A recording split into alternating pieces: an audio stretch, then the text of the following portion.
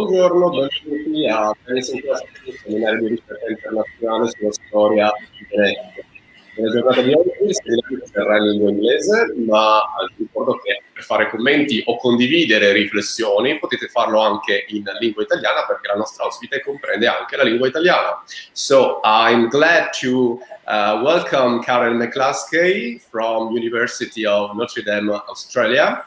She is senior lecturer there, and she is here today to talk with us about her new recent book, New Saints in Late Medieval Venice. She investigated a topic not much studied in Venetian historiography. To be honest, everything related to Venetian cults or ecclesiastical structure has not been under research and studied in the past 20 years. So, Venice, we have our guest here, Karen, and I would ask Karen who were the Santi Novellini, or the new saint as you translate in your book, and how were they perceived by their contemporaries? Thank you, Daniele, and thank you, everybody. I'm so pleased to be here. It's a real pleasure, and also I'm just so pleased to be able to speak in English, and I appreciate that, so thank you. Just if I could just give a bit of a summary of the book, it would help to explain a little bit of your question. The book aims to do a couple of things. In essence, it explores the typologies of Venice's new saints between 1200 and 1500.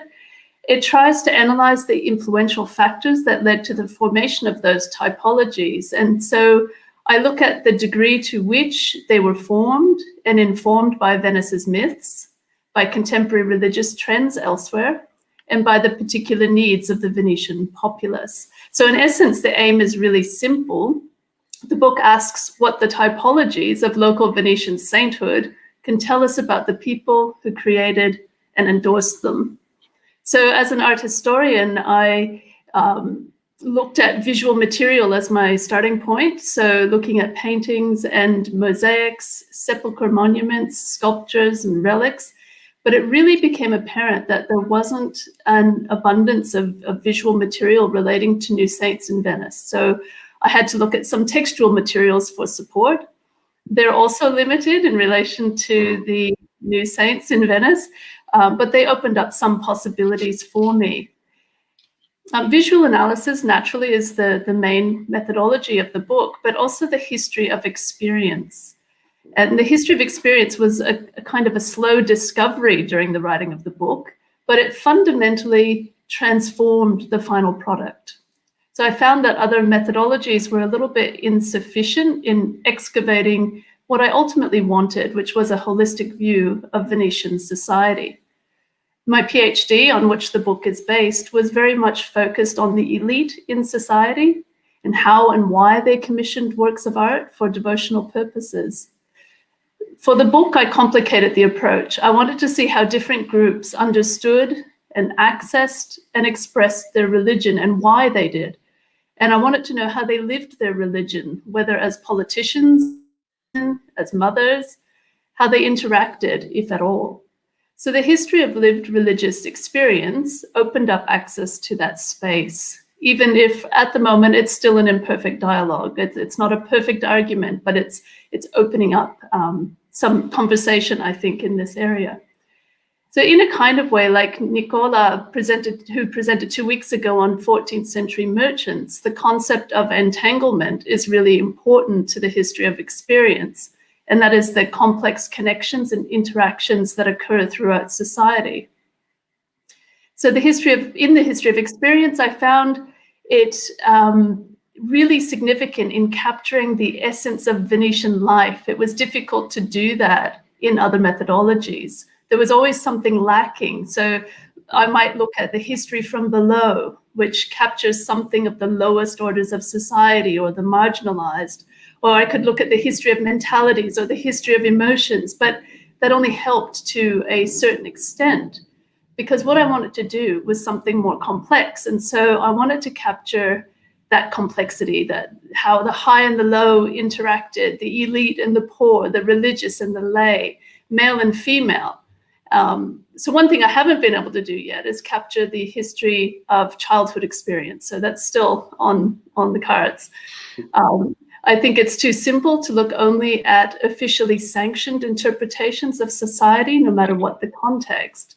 So by looking at lived religious experience, that is religious acts enacted, embodied in everyday life, they're constantly changing, they're impacted by political and environmental factors, I found a different story.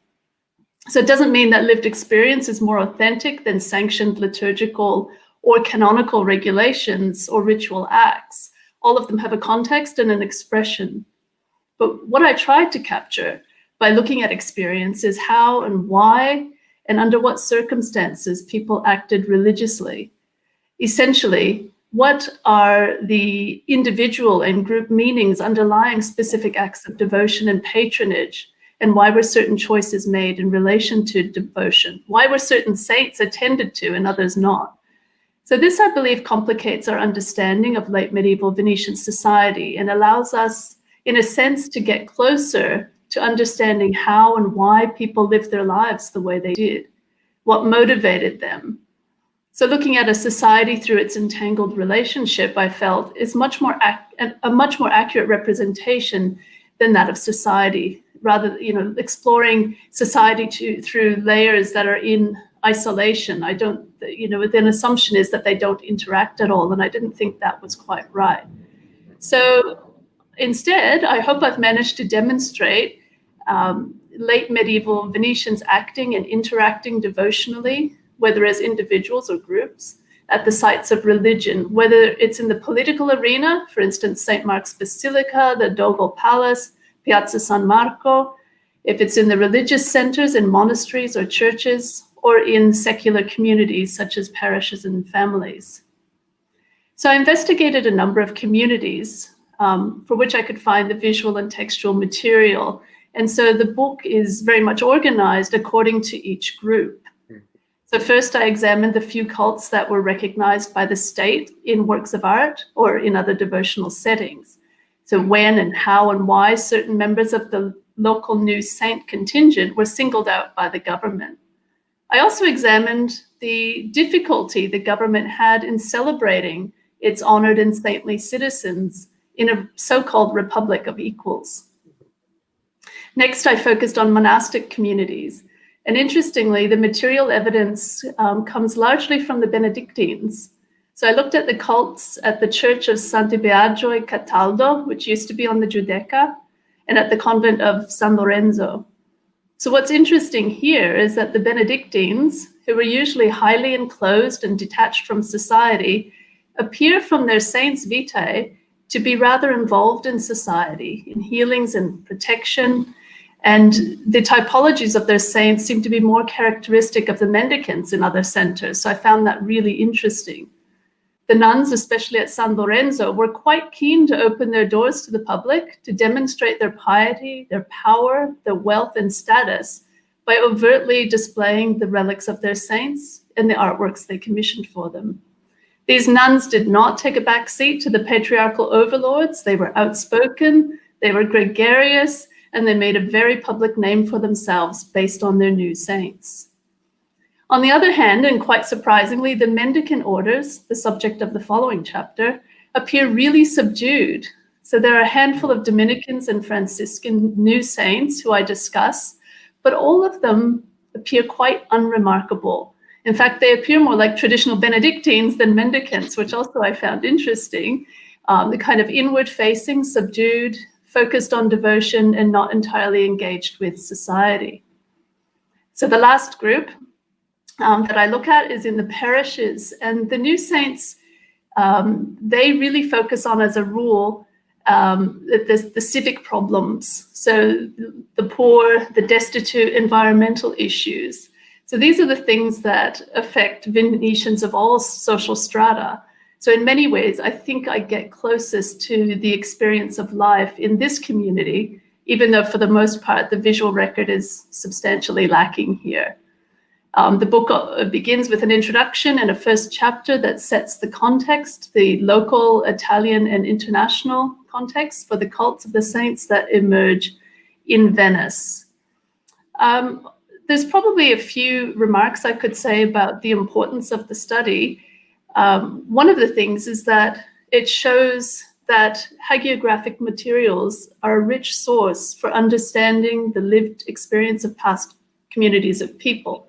So they're often seen to be legends and exaggerations and devotional books, but they actually tell us a lot about the society. So it's a really exciting resource to use. It's built on the premise that no successful saintly typology could exist without some connection to the lived reality of the time. So by analyzing the typologies in the hagiographic works, in their very specific and ever-changing contexts, one gets a pretty intimate portrait of the idiosyncrasies of the various groups under study, and a sketch of the society in question, including their evolving needs, their desires, their hopes, maybe their living conditions, their priorities, the care and compassion they exhibit towards one another, the impact of political and ecclesiastical forces upon their way of living and thinking, the influence of abstract things like myths, legends, healing, protection on how people lived their lives. The other thing about I'll call it the hagiohistoric record, it reveals something of the agency of people and communities that is often hidden by official documentation. And it's really interesting in the lives of the new saints that you really get a sense of people's ownership over cults or need for those cults. So many of the people or communities that I introduced essentially took matters into their own hands by soliciting the new saints for protection in advance of crises, or propagating new saints for their own earthly glory. And that goes back to those nuns I was speaking about previously. The persistence of these cults within a variety of social groups and across a few centuries gives us a fairly clear picture of what mattered to late medieval Venetians, and how the cults of saints were actively engaged in the way the concerns played out.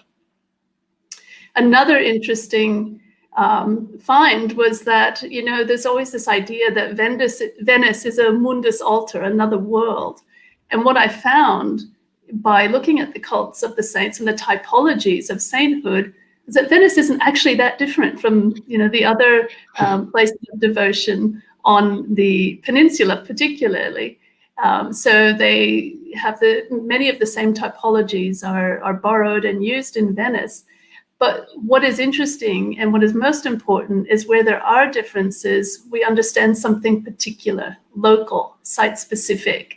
And it's that which tells us what it was like to be Venetian, to an extent, in the later Middle Ages. For me, I really just aim to open up a conversation, and the picture that emerges is still somewhat cloudy. The voices that dominate the records, whether written or visual, are largely male and elite. Indeed, the typologies of Venetian new saints are largely bound up in a privileged discourse of superiority as a way of reinforcing elite legitimacy in a city that had no actual nobility. Further, they tend to be framed within the principles of the myth of Venice and within the constitutional principles of the city. Yet, I think I've gone some way, to painting broader brushstrokes of lived experiences more generally, however imperfectly, by trying to read between the lines, or the brushstrokes, if you will, and seeing where other voices emerge. So, in your about these Santi Novellini, how were they perceived? They were accepted from their contemporaries or not?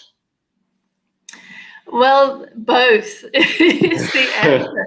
They are a very interesting group and an interesting phenomenon. So just to clarify, the Santi Novellini, or New Saints, were near contemporary citizens whose model Christian lives led their compatriots to venerate them as saints after their deaths, even without official approval from Rome to do so. Some of them were canonized and others never were. But what they have in common is that communities of people admired them and considered them especially holy and made them a focus of devotion. Sometimes we can interchange the term new saint or Sante Novolini with beati or beate. But sometimes I wonder if that's not quite correct, because it suggests a kind of official sanction if they're beatus. Yeah. A lot of them weren't. Yeah. The contemporaries, they did not accept them universally. In many cases, they were seen as highly problematic, specifically because Rome had not passed judgment on them. Their cults, though, were widespread all over Italy and beyond. So there's a kind of a tension that builds up, especially in late medieval Italy, because there's a sense of uncertainty attached to them. A letter that I've included in the introduction to my book explains some of the complaints of the time in quite clear terms. So I've got a few points maybe that might help to illustrate how some people might have perceived them. So the letter, just for references, from Franco Sacchetti, who was a humanist writer and poet and social commentator, and it was addressed to the Count of Perugia at the end of the 14th century. So he cites a number of problems within this new phenomenon. The main problem, the Pope had not authorized the cults, and men were taking things into their own hands. So canon law actually forbids this, and so he took issue with that. He also was concerned with priests who weren't authoritative enough to stop the practice. They turned a blind eye to the practice. In some cases, he argued, they accrued money through devotional donations, and that's why they kept the practice going. So he's a bit concerned about that. He accused the general public, especially the elite, but also priests and friars, of chasing new things simply because they were novel. So he has a lot of issue with this. He worried that new cults were eclipsing the old cults. I think this is really serious for him because he felt that the old stalwart saints were being neglected, and he takes a lot of time in his letter to explain this. It was particularly concerning as saints were understood to be active members of the Christian communities with feelings and passions and powers. And Sacchetti seemed to be worried that the old saints would get angry and abandon them. And it was a rather difficult period of time, the 14th century. We can all appreciate this now with COVID raging through the world. There was plague everywhere. There were famines. There were, earthquakes. All sorts of things were happening. And it would be the last thing they'd want is for God to abandon them at this point, or the saints. So he was very concerned about that. The devotion to a new saint was one thing, but creating images of them was quite another, and it really irritated him as well. Now, these were also forbidden by canon law. Images also, in his view, and he's quite right here, spoke more readily to the people, and so he worried that the new images would make the cults more powerful by appealing to emotions. He's not alone in being concerned about the new saints. There are many other people who also complain about them or are concerned about them or stop images from happening or prescribe how images must be. But I'd like to say also that not everyone shared his concerns. And this is where the tension sort of builds up. This is evidenced by the myriad of devotions to new saints across the peninsula and the extraordinary numbers of images associated with them. In brackets, not in Venice, though. Sacchetti's letter shows a number of things. Firstly, just how fluid attitudes to new saints were between 1200 and 1500. Neither the institutional church nor a weeping mother imploring a beatus at the site of his unofficial tomb seemed to have a clear view on the matter of new saints. It also shows that devotion was a personal matter. It required a fine balance, and that there were real consequences to getting it wrong. And I also think that it shows that in the cults of new saints, some late medieval people felt a palpable anxiety, whereas others dared to perceive a path of hope for salvation. So as you can see, there is no one view on this. There's no consensus, and it's really important, I think, to look at the visual record particularly and see how many images across Italy there are of these local saints. Yeah, but moving to Venice, in your study you focus on the Venetian Santi Novellini, so from the Doge Pietro Orsello to the Patriarch Lorenzo Justinian, and you also use very different sources. Who are so the Venetian protagonists of your book, and what problems did you find or did you face in collecting and analyzing all the sources, your different sources you find? I'm so pleased to maybe introduce these new saints to many of you, because they're so obscure. A lot of people don't know they even existed.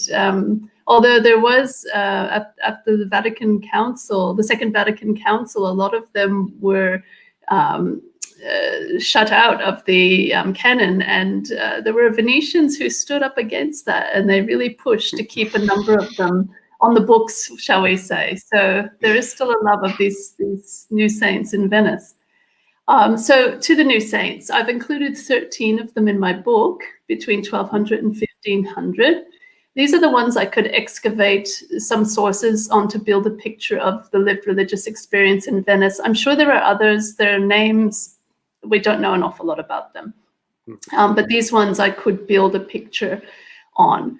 They're broad and varied in scope, and they have personalities which are built up around them according to the particular needs and interpretations of the day. So we have to be cautious when approaching them, as their actual lived lives, if they actually existed, because some of them are in doubt, their actual lived lives might have been something quite different from the hagiographic record. So it seems, in a kind of way, a useless task to try to excavate their personage, particularly in the cults. But anyway, here are the people. These are the people, the Doge Pietro Orseolo, who lived in the 10th century. But in reality, his cult only emerges in the 14th century, largely due to the efforts of Andrea Dandolo, the famous 14th century Doge, who really tried to create a Venetian history that put the Doge in the center as the main protagonist of Venetian history. And so he really brought to the fore the story of Pietro Orseolo and many other things. And he is the one who also commissioned a mosaic of Pietro in the baptistry in San Marco. Gerardo of Venice, often called Gerardo Sagredo. I think there's also a continuing celebration for him on the Giudecca, I think. He's not a Sagredo. They co-opted him. Later in the centuries, I don't think we know his actual real surname. He was Venetian by birth, but later became a bishop in Hungary in the city of Csanád under the famous King Stephen. And he was martyred there in the Hungarian kingdoms in the drive to evangelize that region. And that was in the 11th century. Leone Bembo, he was possibly a Benedictine monk from the illustrious Bembo family. His history is very murky, but he may have gone to a Greek town called Metoni and became a bishop, possibly. Somehow he ends up in Venice, again, at the end of his life, becomes a gardener at the monastery of San Lorenzo, and is rediscovered. He dies, and his body is rediscovered in 1207 by the nuns, and it began to work miracles. And so a sepulchre site was created for him. Pietro Accotanto, there's no late medieval images, but a very useful sermon associated with a sepulchre that attests to his cult. He was a wealthy patrician who dedicated his life to the poor of Venice, especially in winter and during bouts of aqua alta and sea storms. So he's known for his charity, a model of active citizenship in a rather hostile environment. Angelo Semeticolo, again, there's not a lot of information on him except a funerary plaque in the church of San Pantalon in the chapel of the Santissimo Chiodo. And if anybody has a photo of that plaque, could you please send it to me? Go and take one, because it's behind the nail. And I tried to get a photo and kept setting the alarm off once. But I really would appreciate a photo of that funerary plaque. So he was a parish priest of San Pantalone, also from a wealthy Venetian family. He essentially looked after the poor of his parish, left money to the building of his neighborhood, of the neighborhood church, and again is defined by active citizenship and charity. Giuliana of Colalto, who I named my third child after, Giuliana. She's a Benedictine nun at the Santa Biagio in Cataldo, Giudecca. She's got a very complex portrait, but essentially she's the founder of a monastery and a close friend of Christ, a model of piety, and a miracle worker. Contessa Talia Pietra, also from the 14th century, was a young woman. Although she has no images, only relics, which are in the church of San Maurizio still, I think. Her main claim to fame is a water miracle associated with her. It was the legend says that her father wouldn't let her go to her confessor across the Grand Canal unchaperoned, but she insisted. So he told the gondoliere not to take her across, so they didn't. And instead, she just walked across the canal off to her confessor at San Maurizio. She dedicated her life to Christ, died very young, and became known for a ritual aimed at protecting children against drowning, because she was so accustomed to walking on water. Okay. A very common problem in Venice, and then late medieval Venice. Yeah, exactly. And she's one of my figures from the parish, and just this sense of mothers going to the tomb, probably annually, to have their children blessed by her was just amazing. So really cuts to the heart of that Venetian experience, I think. Giacomo Salomani, a Venetian Dominican friar who moved to Forlì when he was quite young and spent most of his life there. The most interesting thing I think about him, others may argue differently, is that the Venetian government commissioned and paid for a massive marble arca in his honor and displayed it in Forlì. It's full of Venetian promotional imagery. So they really owned this cult, but it's the only one they really take the effort to do so with. The interesting thing too is that he's at an arm's length from the city of Venice. So it might have felt like a safe devotional space for the Republic. I'm not sure. I think his relics have made their way back to Venice now, and I think they're in San Zanipolo. Giovanni Plebiano, a very obscure figure, a priest of San Zandegola. Not much known about him, but the nuns of San Lorenzo, the same ones who were the custodians of Leone Bembo's relics, they made a bid to the papacy to display his relics in their church. In 1398, I think it was, and they got their dispensation, and he's also known for his miracles. So there's a big story about the proprietary nature of the nuns of that convent and the relics of these new saints. Francesco Querini is a Franciscan and a patriarch. Again, there isn't an awful lot known about him.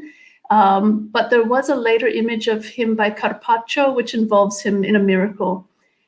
There was also a desultory attempt by the government to have him canonized in the later 14th century, but nothing came of it.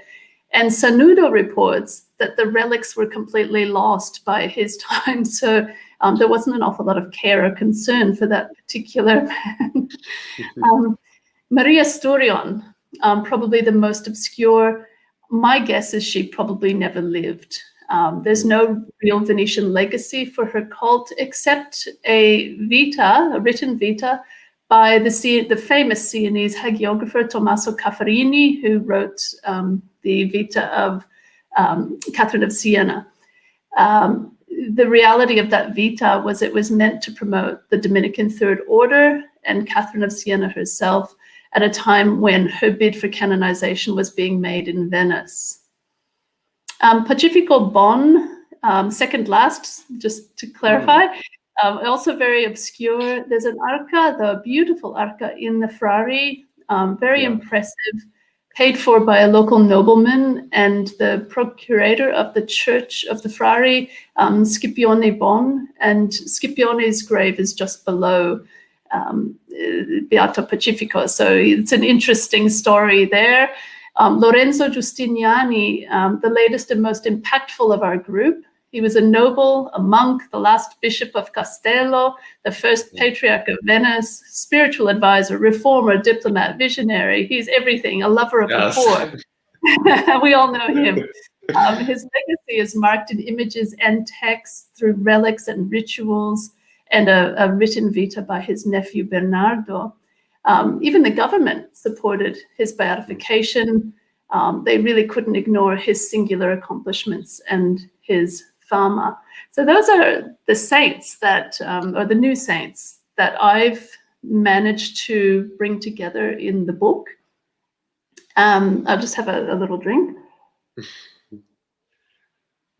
You asked about the evidence, and there were many challenges trying to, I mean, these are really obscure individuals, except for Lorenzo, really, quite obscure, and many of their lives are fabricated. A lot of them didn't have a written vita until much later, under the auspices of the Patriarch Tiepolo in the 17th century. He started to collect and create compilations of saints' vitae. So yeah, there's a challenge with finding the material for them. But one of the biggest challenges is being in Australia with limited opportunities to spend time in Venice. When I have been able to get there, negotiating the Italian library and archive system, massive challenge. Yeah. For a foreigner, it doesn't come naturally. Yeah, so, yeah. The second challenge is that lack of material on the Venetian Beati.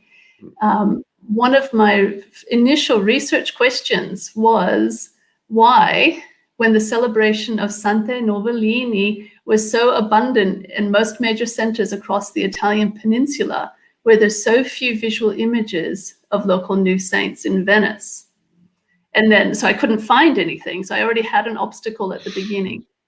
The second question I would ask that relates to the lack of evidence is why, in a city whose very identity was formed around the idea of its singular sanctity, its preferential position in God's plan, its virgin birth predetermined by God himself and blessed with the presence of the evangelist Mark, a city that saw itself as superior to Rome, a locus sanctus above all others, why were there so few of their local holy people celebrated visually? So this is a remark on the lack of material evidence. Yeah, and your proposal about Venice as locus sanctus, so as you say, it is based on visual and written sources. So how important was it to be a locus sanctus for Venice? For the everyday Venetian, I suspect it didn't matter so much. Although, having said that, there are so many analogies and references, often in very different contexts, that I think the myth, or myths of Venice is better, pervaded the city through visual and oral channels. It was, to many extents, a given. How one interpreted it is a different matter, though. And I think so, to answer your question, for the elite, it was very important. It was an essential element of Venetian identity. The city's very existence was born on the back of the myth. The religious and political status of the office of the Doge depended on the mythologies. And so it's a little bit like the papacy, and it's tied to St. Peter through the Petrine succession. So the power of the Doge really depended on St. Mark and the myths that grew up around him. The success of Venice was substantially given to the favor of Mark and the presence of his relics. And so the strong presence of the various foundational myths relating to Mark gives some indication of the importance of reiterating them over and over and very publicly. So there are many that are repeated over and over again, to the point where the actual location of the purported myths is actually really significant in Venice, which is something I talk about in the first chapter. In certain circumstances, the Venetians attempted a kind of sensory overload to remind the devout of the presence of Mark and the myths of Venice, the holiness of their origins through Mark, especially on his feast day, the Apparitio. So they prayed, they played music, they produced odors, all in imitation of the sounds of the original founding of Mark's relics at the site. They could touch the famous pillar. So all of this was a very sensory experience. And they could see the images of Mark's story around them, reiterated over and over again. And so the images had a kind of site-specific reference. The pillar, the altar, the arches of San Marco are evoked in the images and remind the viewer of the real memory of the event. Of course, they're smelling it and hearing it at that time, and it's in its contemporary version. The myths of Mark in the Basilica in particular are again reinforce the myths of Venice. So the Predestinatio is a mosaic in the narthex, and it's very specifically positioned there at the site where you can actually, in the 15th, up to the 15th century, you could actually see the lagoon. And that's the very critical event in which the greatness of Venice is forecast and predetermined by God. So this myth in the 13th and 14th century, particularly under Andrea Dandolo, is reiterated over and over because the Venetians wanted to show their superiority, that they were founded in God, not in Roman fratricide, but in peace and love and calming and nurturing of God. So it was really necessary condition for the power of the state to have the relics known and to be apparent in the basilica. So there were lots of images showing the actual relics in the basilica. The governors were constantly worried about ensuring that everyone knew they were there. The officials, the ecclesiastical elite, everybody, to foreigners or whatever. So yes, it was a matter of state to have those myths very, very prominently displayed and known to everyone. And in that way, it tells us that the myths were a very important part of the elite political world of late medieval Venice. Yes, talking about state, the first typology, as you said, concerns the Venetian saints supported by the Republic, because they were part of the ruling elite, so they were a point of pride for the ruling elite. But patricians, as you said, for Patriarch Lorenzo Justinian, didn't support them very strongly. So these new cults, why they didn't were supported by so strongly as in the other Italian city? So there seems to be another myth of this sense of egalitarianism in late medieval Venice, which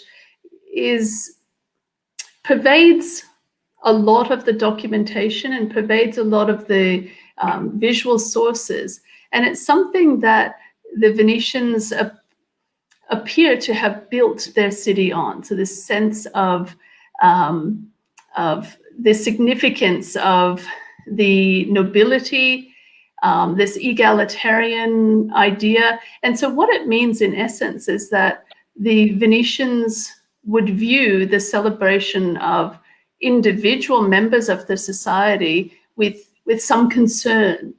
And so there are monuments to various doges, but they're always represented within this this realization or this movement towards realizing the destiny of Venice that was predetermined in the myths.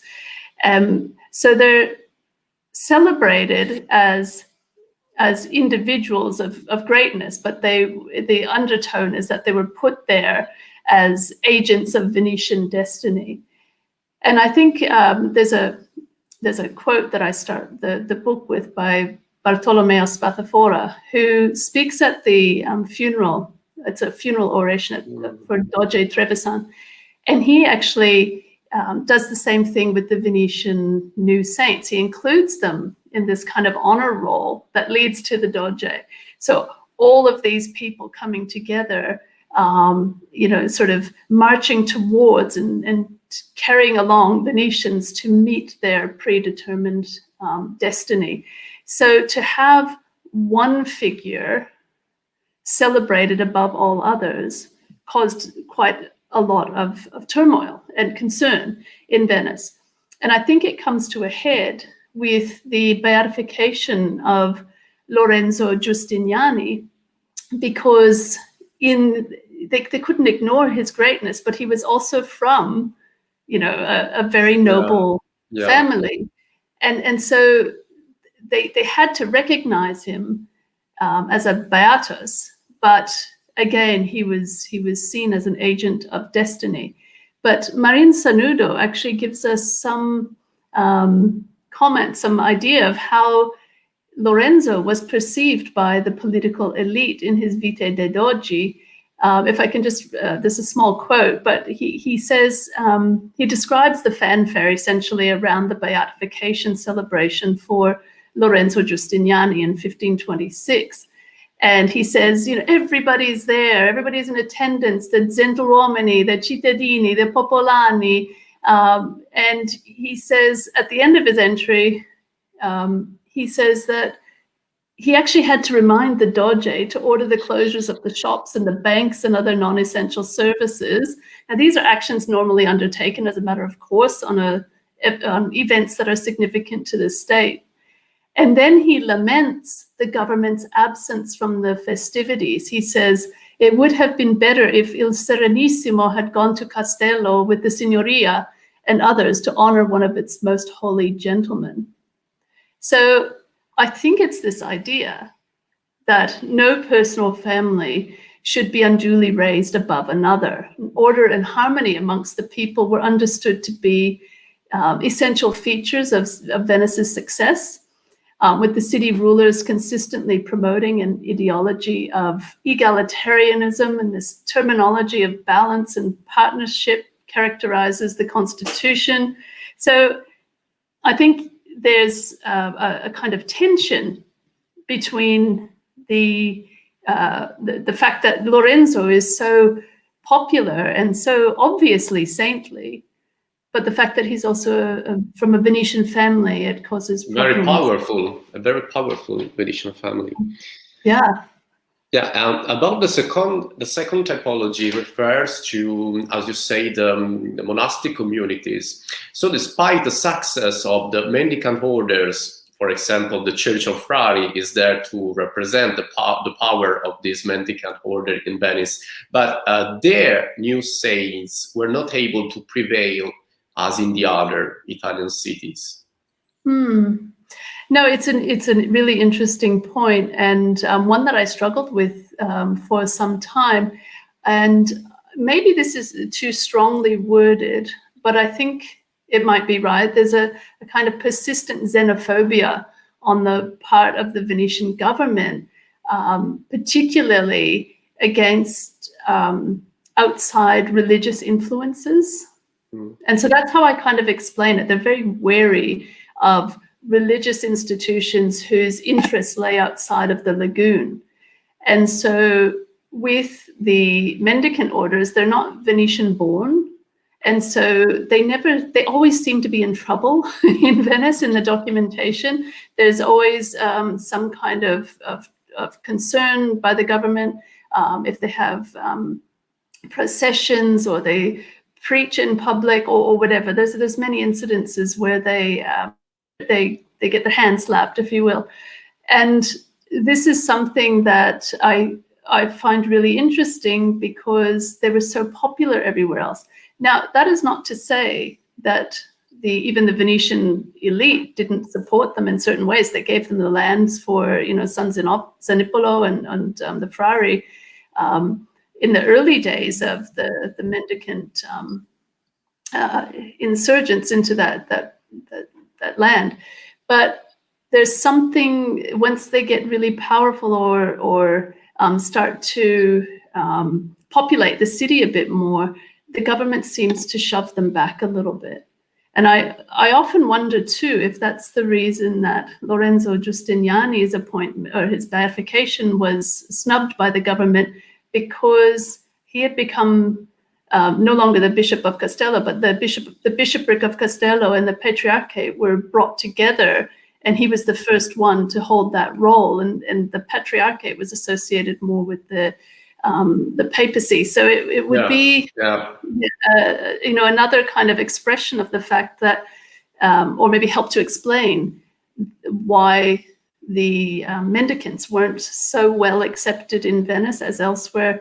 Maybe it is this larger problem of the Venetians holding on to their identity and superiority, the religious superiority and independence in the city. Yeah, your last typology concerns with the new saints venerated in the parish communities. So here your analysis exceed the religious and cultural perspective in taking on a very emotional, almost social perspective. I got very excited about that chapter because I could really get a sense of who the actors were, who were not the ones propagating the cults, but the ones who were actually faithful and devotional and going to see these people. So one of the cults in the parishes that I speak to is the one I mentioned before, Contessa Talia Pietra, whose specialty, if you will, was the protecting children from drowning. And that cult there's many attempted suppressions, not so much from the Venetian government. It's interesting, it's outside patriarchal visitors who come to visit the churches, as they did in the later centuries, in the 16th and 17th century. And there's a lot of notations about the mothers are still coming to the sepulchre. They need to stop. Okay, we need to close the relics. Okay, the relics are not closed. The next year, the mothers are still coming to the sepulchre. So there's this underlying agency, I think, attached to the fact that these women, in this case, or maybe it's families, just resist the government or the power, and actually just continue to carry on as normal because the need was so great, right? So they continued because they wanted the protection of that saint. Even the priest of the church in which her relics rested, San Vio, was he was given some order as well to stop the practice, but he didn't as well. So there are many people who are resisting the pressure, and I think it really speaks to the importance of that cult. The other cult that I think is really interesting from that chapter is Pietro Accotanto, who was a nobleman who would, his legend says, and the sermon that I found, would go out on his boat during, the Venetian cold winter and, in sea storms and acqua alta, and take food and water and firewood to the needy. And it specifically mentions the homeless. So he's taking care of the destitute in these really difficult conditions, these environmental conditions that are just part of life, and still, going beyond the call. And it's a kind of civic duty to and love of people and charity and God, which compels him out in these terrible conditions on a boat by himself, rowing in the dark, so he can paint the picture. And then the need for people to, continue their devotion to him.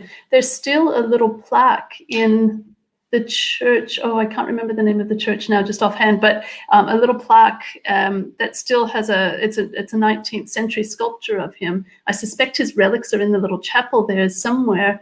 But it's beautiful because it still speaks to his charity and his love of Venice and his, all this, altruism.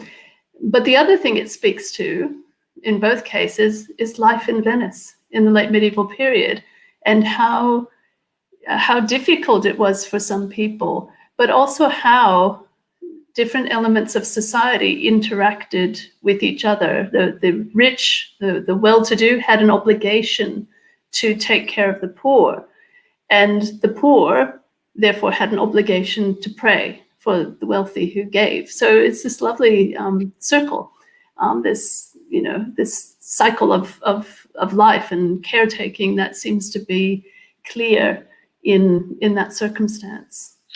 My last question is about the Venetian saints. So, what did they have in common with the other Italian cases, and why they what characterize their, as you call, I think I really appreciate that you didn't translate it, the Venezianità. I don't think there's an English word for that. I think it's very awkward. Venetianization? No, it didn't work. Yes, the Venetian word had to stay. So this is that point I think I alluded to earlier about how Venice isn't all that different, and so most of the typologies were typical in other centers, as you said, which suggests that a commonality in the lived experience between different centers. So some of the commonalities are, a focus on the virtues, so especially humility, charity, piety, in the typologies of sainthood. So that means that they were very important models in all of the centers.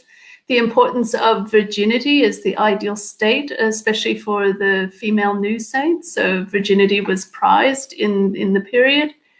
Many of the new saints in Venice and elsewhere are represented as spiritual guides. And so we see that, the way the societies are governed by Christianity really impacts on how they see themselves and how they, at least their ideals, whether, we don't know if any of these things really occur on a day-to-day basis to an extent. Ascetic practices across the board were very important. So there's this need to demonstrate the ultimate good, the ultimate connection with Christ and living Christ's a life similar to Christ that you see across the board. There's an abundance of miracles in both Venetian, very highly represented in Venetian, but not unlike elsewhere, which is miracles directed toward children and youths, including healing, protection, saving miracles. And so it suggests to us, obviously, that the lived experience of the young was fraught, and that their parents particularly sought help from above. When something was out of their control, they would, in a practical way, turn to the highest power, which was the saints. Something unusual, I think, is that the Venetians didn't call upon their local new saints to combat plague. They called on the Virgin first, San Rocco, San Sebastiano, to assist them, like elsewhere. But Venice had a group of saints, Giovanni Plebbiano, Maria Sturion, Lorenzo Giustiniani, all who had some connection to helping the afflicted with plague. But none of them are called upon officially in Venice to assist with plague. I think in the later centuries, maybe the 17th century, San Lorenzo is represented on the facade of San Rocco in a plague capacity. And he also appears in the cathedral. I've got a memory of a painting in there as well, in the apse maybe, at a later date. But in the period, they're not called upon. Karen, yes. Could you share some of the pictures that you publish in your books so people can have an idea about the sources that you use? Yes, I'll try to do this seamlessly. Yeah, thank you. Okay, there's some very beautiful images. Can you see that? Oh, yes. I'm not going to actually speak about this one, as exciting as it is. That's just the first one that came up. What I do want to speak about is, everybody will know this image, the Porta Sant'Elipio, the Translatio Santi, which is one of those images I was talking about. I don't know if you can see my cursor. Can you see the image? I see you. Yes, but you have to click on your image so you can open. You have to open. Okay, I've just got two screens. Just give me 1 second. I'll pop that one over there, and there we go. Okay. Oh, sorry, and I need to just bring this one over here so I can manage the photos. There we go. Okay, so you can see that now, the big one. Yeah. Okay, so this is the famous image on the front of the Basilica of San Marco, and you can see here the importance of showing that Marco is in the basilica, like literally in, and so there's no confusion about it. The image is showing that he has arrived, because it was so important to, all that stuff about the Venetian destiny and the importance of power that's based on the relics being in there. That's in Venice, and his powers of protection in this slide here. And then you have the reappearance of his relics, the apparitio, which I was mentioning before. Again, the body is so clearly defined. And then finally, you have figures who have come to his grave and who are seeking supplication. And there's so many different types of people, many impaired people, pilgrims and such. So it shows the power of the man's relics and the importance of the cult. Another one in the Basilica of San Marco. This is the apparitio, the pregatio, actually the praying for the reappearance of Marco's relics. And there's the literally open column to show, yes, he's coming out, he's in there, and he's still on our side and still powerful and active in our community. So there's a lot of this reinforcement of the Mark imagery. This one's very beautiful, the predestinatio in the narthex, where the angel arrives and says, "Peace be with you, Mark. Your destiny is in Venice, and Venice will be a great power under your patronage." And this is just such a beautiful image, one of my favorite. Yeah. This is one of the new saints. This is the Arca of in Forlì of Giacomo Salomani. And it's full of, there he is over there. So he's got the rays, I don't know if you can see that very well, the rays of a beatus rather than the disc, the halo, because he wasn't a canonized saint. So they were playing it safe there. There's imagery also on the back, but there's a lot of Venetian imagery on the side, up in this triangle on the lid is the Lion of Saint Mark. There's the Annunciation, which has an association with the Venice's virgin birth. And there's an inscription which clearly indicates Giacomo was Venetian, he's the pride of Venice, and God's given him to you, Forlì, to help you in your prayers. So very beautiful as well. Pietro Orseolo, this is a very poor image. I wish I could have gotten a better one, but this is what the Patriarchate had of the Beatus Pietro Urse Dux Venex. So showing that he's the Doge, but he's dressed in monastic robes and he's renouncing the ducal cornaro here. And he's got this vision of the Holy Spirit up here. So my understanding is it's part of this idea of destiny of Venice and how he's got special vision, or the Doge really, this is a personification of the office, has the vision to take Venice to its final destiny. This is the Gerardo image in the Basilica. It's a very beautiful photo, so I'm very pleased to have that one. And it shows that he is San Gerardus, martyr e pontifex, so he's a martyr and bishop. So it's just there's so much to say. I won't go into it, but that's one of the beautiful images. One of my favorite. This is the one that captured my imagination. It was the first Beatus image that I saw, and it's Giuliana of Colalto's casa, her wooden burial box. And the original painting here is one of the earliest Venetian paintings, and here she is here kneeling before Saint Blaise and Saint Cataldus, who are the patrons of her monastery. All this other painting here is from the 17th century, so it's much later. But what they would do is they'd take this wooden panel out so you could see the relics. And one of the images here is part of her Vita panels. This is one of the more exciting finds. And you'll see that the casa is here. It's not painted, but you can see how it would have been used in a kind of schematic way. This painting is in a fragment. Only this section here exists in St. Petersburg in Russia. So I've reconstructed through the text-based records and eyewitness reports what the other images were. So that's my reconstruction of that. And maybe, how many more can I show? Can I show at least one more? Are we going over time? This is in Croatia, in Vojtnian, was a Venetian territory before Dignano. And this is the cover of the casket, like Giuliana's for Leone Bembo. So here he is, magnificently painted. There's the donor, and then there's scenes from his life and miracles on either side. Again, all in recognition of his capacity to take care of people and to also draw people to the monastery, the convent of San Lorenzo, to pay respects, but also to show the nuns' power by virtue of their association with him.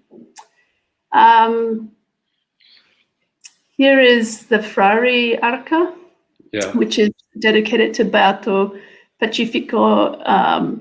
It's a beautiful and very complex piece, which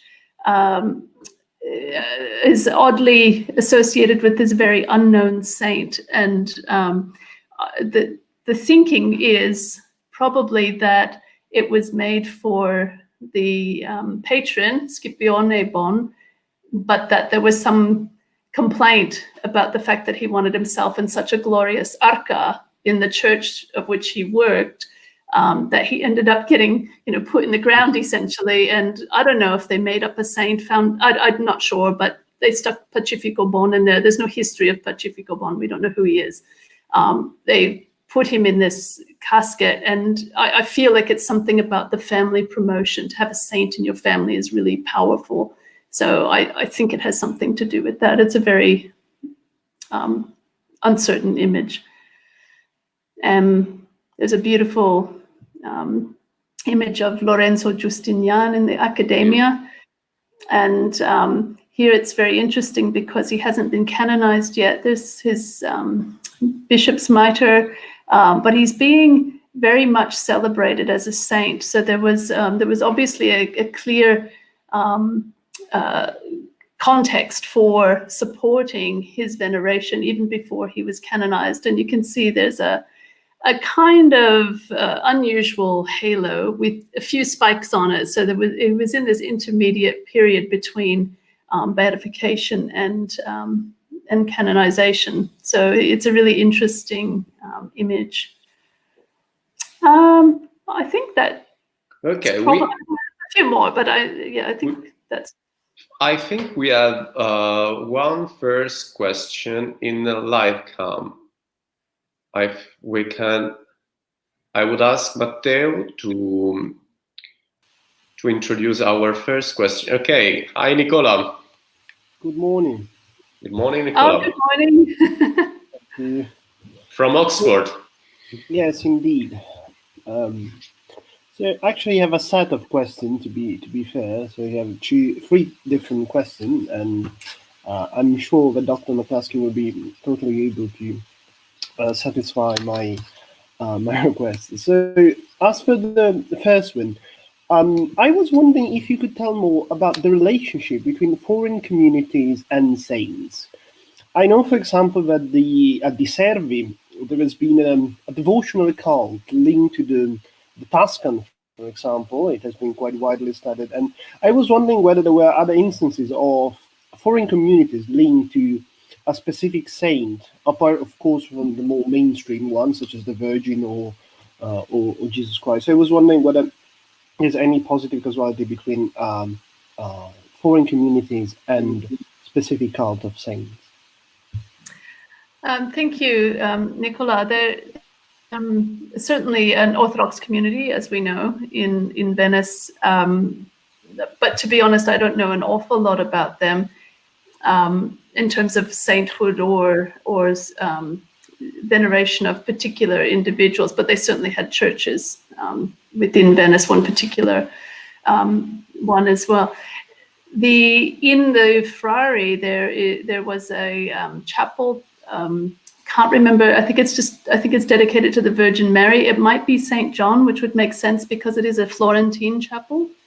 And but it's again it began to be decorated in the late 14th century, but I think it was never finished. So I'm not. It doesn't have a particular saintly devotion. I think it was really in the context of Franciscanism, but it might have had a dedication to St. John. There, obviously, with the links to Florence. The other one I can think of is, of course, at San Giovanni e Paolo, which was the focus on Catherine of Siena.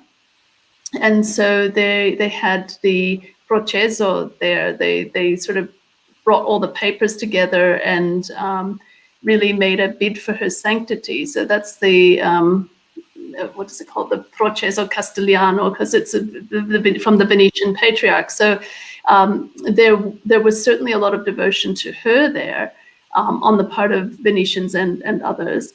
And then the other instance, again, I can think of also in a mendicant capacity is at, well, you've really got me thinking here now. I'm trying to remember the name of the convent, the Corpus Domini, where again there was an initiative to promote the Third Order Dominicans, and there's a beautiful image of Catherine of Siena and 4 Dominican tertiaries from that convent, painted by a Florentine artist, Taddeo di Bartolo, and it's beautiful, and it's about the spirituality and how, and that's really not so much about the individual saints, but actually about the spirituality of Catherine and the Dominican Third Order. So those are the instances I can think about off the top of my head.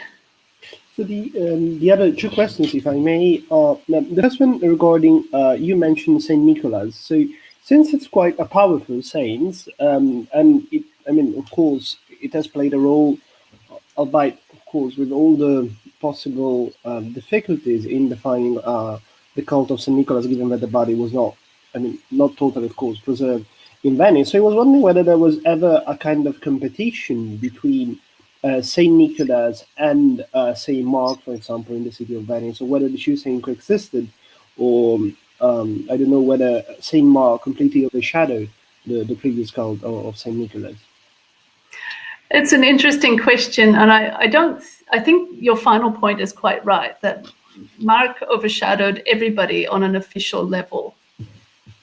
But in terms of experience and devotion, you know, the fishermen and the traders and the seamen were much more devoted to Nicholas over Marco, because he was the patron of mariners and of fishermen. And so I think it's about the context of the devotion that we have to think of it. The Doge and the officials of state would have seen Nicholas in that capacity as well, as the protector of their maritime nation, as the protector of their trading capacity and all of that. In fact, there's a church of St. Nicholas on the Lido, so almost watching over the Venetians as they leave and they come back, and kind of in the capacity of a St. Christopher, you know, the sort of the protector of travelers, where you sort of pass through the Lido, and Nicholas blesses you, and you return home, and you give him praise and thanks for your safe return. So he does have a very strong presence in Venice. There's a myth from the 14th century in which Nicholas, George, and Mark are all in cahoots. So they're all helping each other to stop this massive sea storm in Acqua Alta from happening. And it's a fisherman. It's a very famous story of the fisherman who the saints board his boat, and he has to travel out into the waters, and they calm the waters, and then he takes the ring as a token of their authenticity to the Doge, and then the Doge knows that it was Marco and Nicholas and George. So they work together rather than sort of in contest to each other. Okay.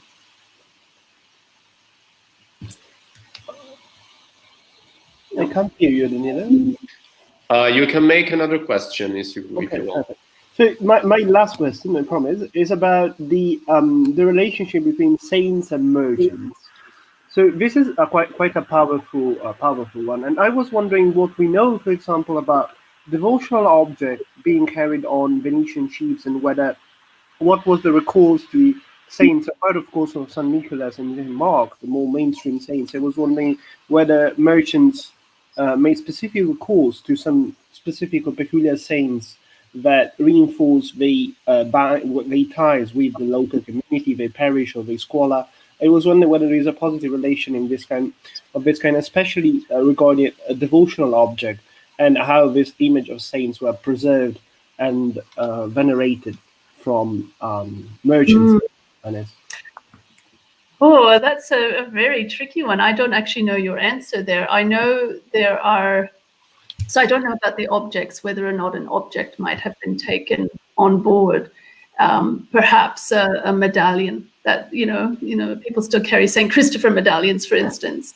He seems to be, the one, but they might have done that. But I would love to look into that, because I think that's definitely an aspect of that lived religious experience that I'm trying to capture.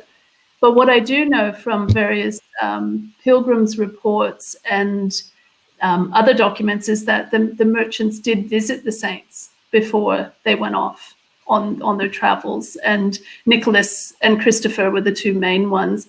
I think Martha as well, because they have some relics of Martha as well in Venice, because she was the patron of good food or something like that. And there were all different saints that they would go to and pray for a safe passage. But I don't know, which is an interesting question. I'd like to find out whether or not they actually took something. Did they have a relic? Did they have a medallion or an icon or something on the ship? That's a very interesting question. Okay, thank you, Nicola. And I think we have another question from an art historian, very talented, Pamela Galicchio. Please, Matteo. Okay, thank you. Can we assume that the construction of these new saints translated new political ambitions? I'm not sure. I'm not sure how to answer that. So I think that they definitely gave substance to existing political ambitions. So if we're talking on a official kind of level, they certainly gave substance to something of the past. The images of Lorenzo Giustiniani, of course, would, especially as the new patriarch, would absolutely give voice to Venice's new status as the patriarchate. So yes, I think that would make some sense too. I think on other levels, they were used often.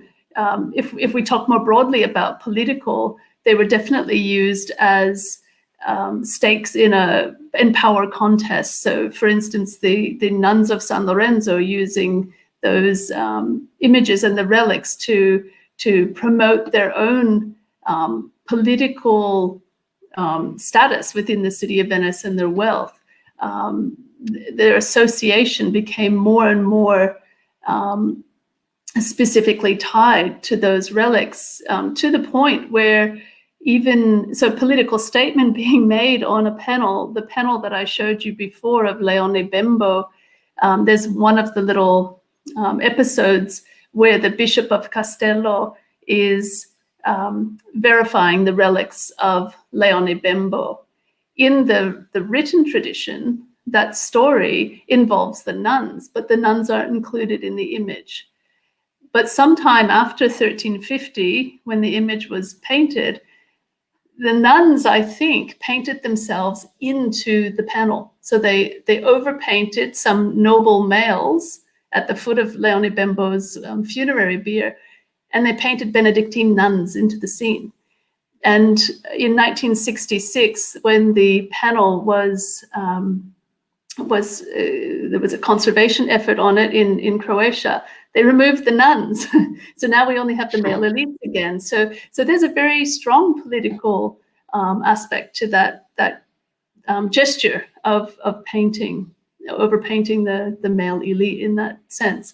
So they were definitely used as political gestures, and they were definitely used in ways that promoted individual status. For instance, also the Pacifico Bon Arca, it really spoke to not only the way to salvation through Christ, but also given that Pacifico Bon's arca, or his sarcophagus, was the first thing that sort of met the eye.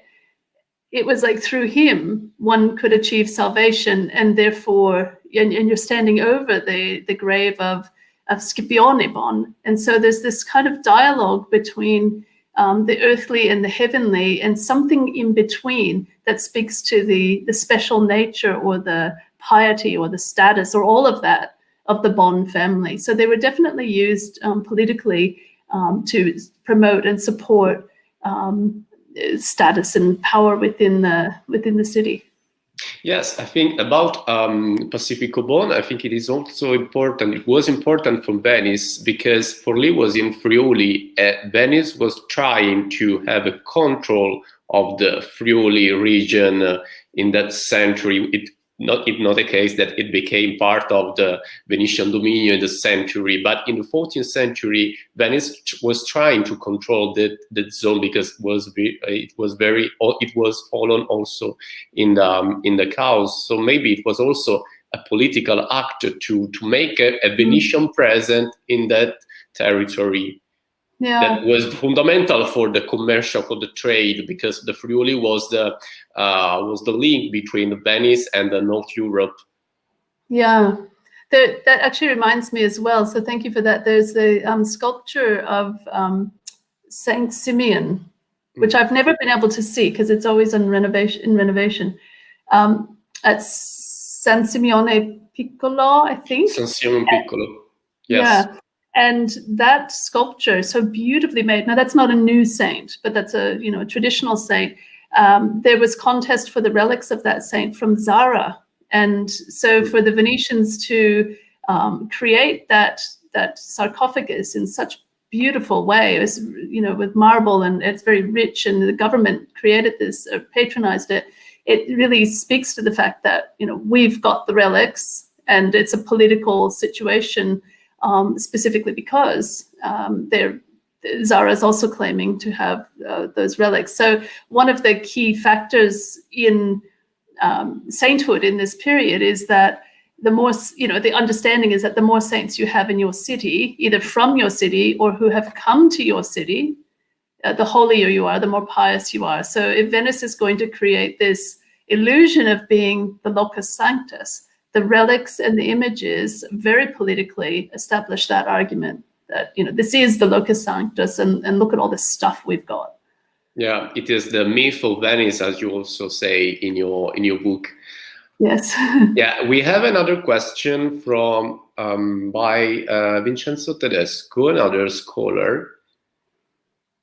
Can we say new Venetian saints promoted in the parish communities were more successful than the others? That's a difficult question too, because I think I'm trying to resist that the call to say that with this idea of the lived religious experience, it's probably not right to say that one was more successful than the others.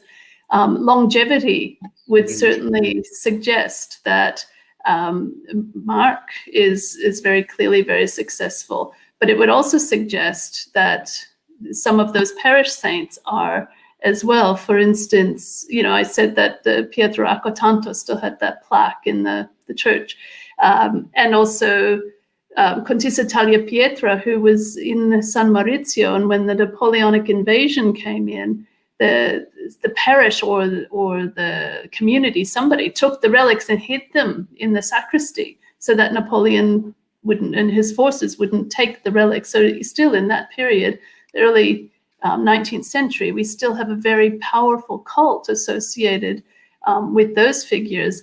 But St. Nicholas as well. I mean, his cult still ongoing. There are so many Nicholases from Venice that speaks to the importance of Nicholas's cult in that center. So were they more successful? I'm not sure that that's quite accurate, but I think that perhaps the way that I've portrayed them is that they cut to the heart of Venetian experience, and so they feel more real and therefore appear more successful. But I think in many ways that certain of them are definitely more successful. The more public ones certainly are. Giuliano of Colalto and Leone Bembo, not so much, because they were eventually locked away in their monasteries. But there's another legacy associated with all the relics from the monastery of San Lorenzo.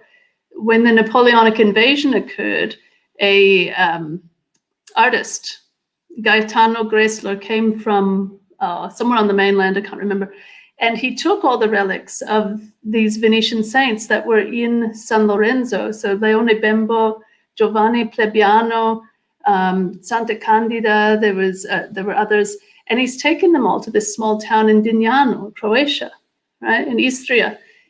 And the cults of those saints are still incredibly powerful. You can look them up on the internet, and there's images all over there. People still go to that center because they're very well promoted, and a point of pride for the Croatian community there. So in a sense, they are probably the ones that have the longest cult because it's still ongoing in a new context, in a different situation. And talking about context, I think if Matteo can, and the other question by Daniele Onibene, yes. Do text and image always propose the same message in your research, or did you sometimes find discrepancies?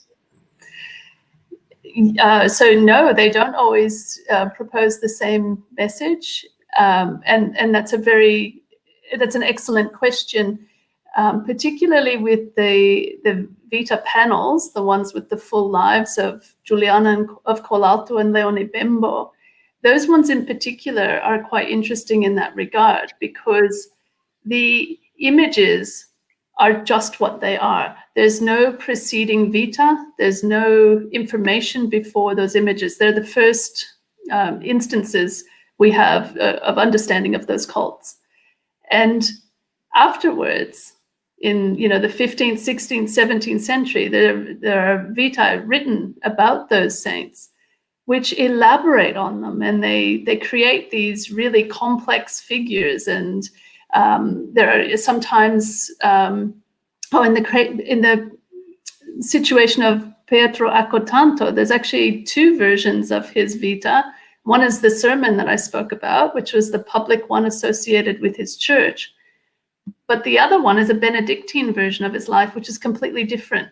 Right? So there's a lot of discrepancies, even on the Vita panel of Leone Bembo. I don't know if anyone noticed, but there was a narrative written at the top of all the little episodes. in double layers. So there's one layer that looks like it might be 14th century, a way of promoting the cult and understanding it. And then it's overwritten in the 15th century and it says something completely different. So there's all these discrepancies. And I think it has to do with context and people's needs and their particular desires and what they want to do, how they want to employ the cults in their particular context as well. So yes, it's very difficult sometimes to try to bring this all together because we do have these discrepancies. But of course, that makes it exciting and a bit of fun, a bit of sleuthing. Okay, we have no more questions, but I have one more, maybe last question or just a reflection to share with you and with us. And you talk about the difficulty by the Mendicant orders to promote their new Venetian saints, but in Venice, other saints like San Francesco and Santa Caterina da Siena were successful, right? They absolutely were. There's a very strong difference. Yes, it is a very strong difference, and that's, I think, they come with the order in a kind of way. So they are, especially Francesco, because he's, the light of the order. He and Dominic as well. And there are lots of images all over and in different churches, and that seems to be fine. But it was on the local Venetian level where that kind of promotion appears to not have happened to any great extent. So even still, there are only so many images. I think that many of them are later, but there's not very many from the 14th century in Venice of Francesco even, or the 15th century of Caterina. There's a few. So there's this really unusual tension between the official sanctioned saints of those orders and all the other ones. But even with Catherine, during that processo in Castello, with her bid for beatification, there was a very strict notation saying, this is how Catherine needs to be visualized, with the rays of a beatus, not as a saint. So there were really strong restrictions on how even she could be represented. So they were very clear about not over promoting even those great saints within the order, although they were promoted in Venice. But at the lower level of this civic saint, there aren't a lot of those in abundance. So I think we have no more question, and I will say thank you to Karen for talking about her recent book. Vi ringrazio, buona continuazione di giornata e ci vediamo al prossimo seminario fra un paio di settimane. Arrivederci. Thank you everyone.